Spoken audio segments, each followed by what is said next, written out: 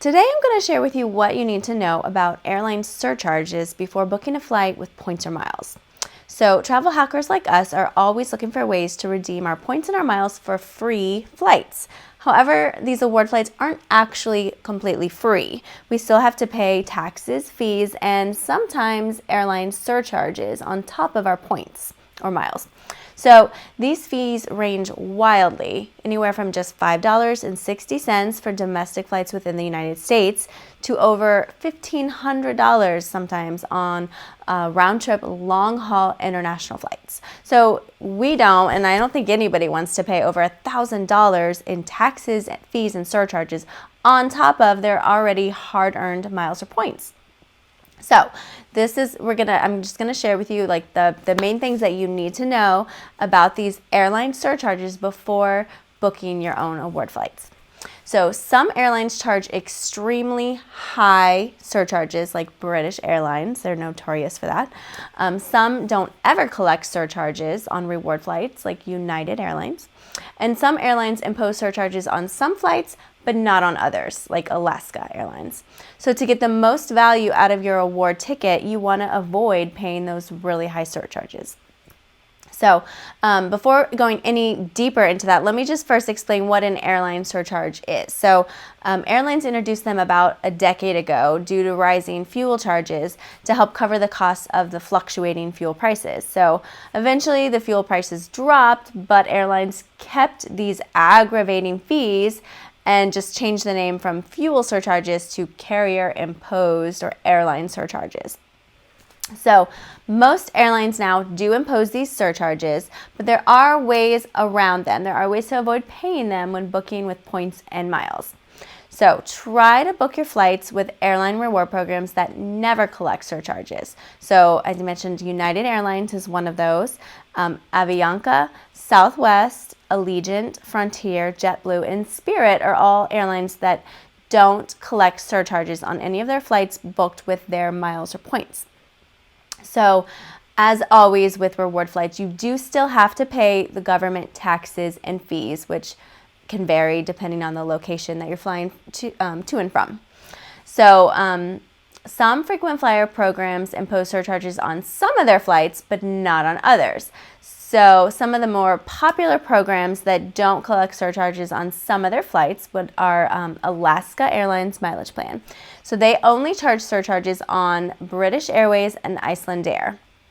So there's still a lot of partners that they don't put the surcharges on, including some really great options that we've flown already, like Japan Airlines, Emirates, Singapore Airlines, also American Airlines, Korean Air, and Cathay Pacific. So British Airways is notorious for its high surcharges and fees, and so you'll probably want to avoid flying with them on points unless it's a domestic flight within the United Kingdom, in which case the fees are lower. So we recently took a look at the fees with British Airways firsthand when we were considering booking award flights from Washington, D.C. to Dubai on British Airways, which was the only reward flights that we were seeing available for the itinerary that we were looking at during a peak travel season. So, however, the extra charges on top of our miles were over $800 per person for a one-way flight, which would have cost our family of four over $3,200. So that's a lot of money to pay on top of our miles. So that just really defeats the purpose of traveling with miles if you're going to pay $3,000 just in taxes and fees. So we looked for other options with lower surcharges and eventually found a reward flight with Alaska's miles on another of their partners, Cathay Pacific.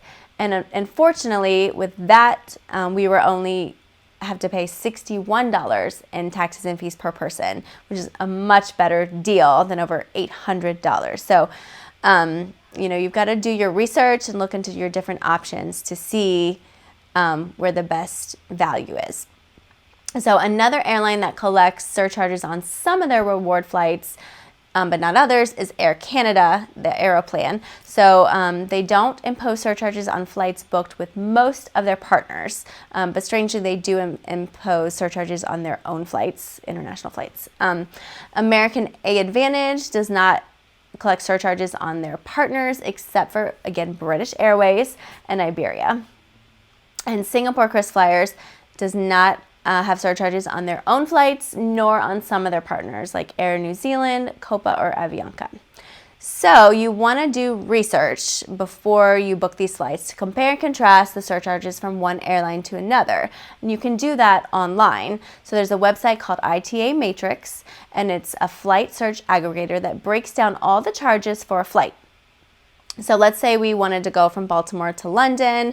We can go to that website, type in our our departure city, our destination city. We want to click on one way just so we can see it, broken down each way, and then click the date that you're looking for, and then hit search, and it'll pull up for you all the options with all the different airlines that are going from this city to that city on that date. And then when you click on the price for the airline, the flight that you see, it'll break down all the different charges for that ticket. So you don't really have to look at the part about the actual price, because if you're going to pay with miles, the miles will get swapped out for the cash. But you need to pay attention to the YQ or the YR, which is the airline surcharges. So you also will want to look at the other taxes and fees just to kind of have an idea of what the total price will be in taxes and fees.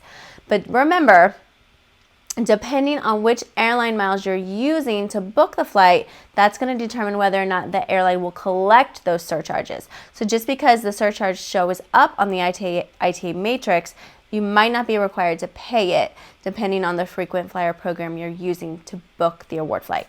So I know it can get confusing, but so you can always call the airline whose points you're using to book the flight and ask them about the fees if you're not sure.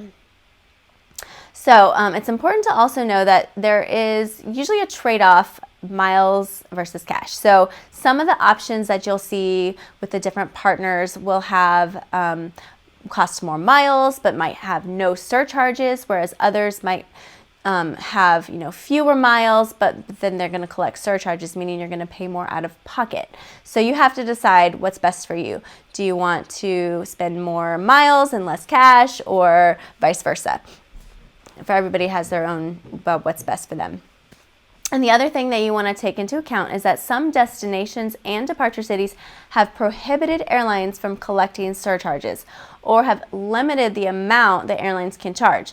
So if you fly from or to one of those locations, you could save hundreds of dollars.